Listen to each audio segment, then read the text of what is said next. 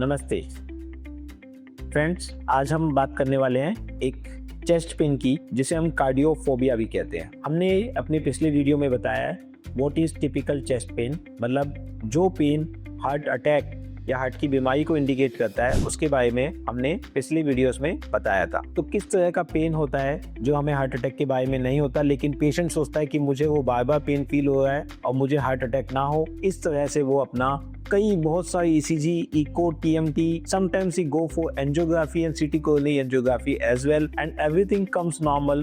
Then two patient think that he is suffering from a heart issue, heart disease. So जो cardiophobia वाला pen होता है, generally it happens when you are not involved in joyful activities, when you are sitting alone or you are thinking something or you are just waiting for something.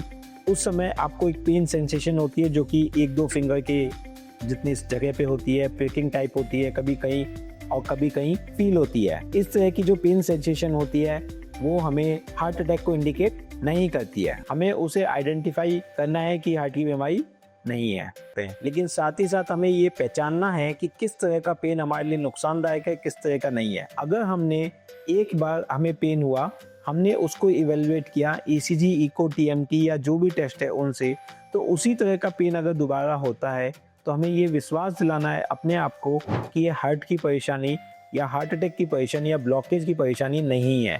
ये हमारे चिंता की वजह से ही हमें महसूस हो रहा है। इस तरह के पेशेंट्स को हम बोलते हैं कि जॉयफुल एक्टिविटीज़ में इन्वॉल्व होइए और जिससे कि आपको कम से कम ये पेन महसूस हो।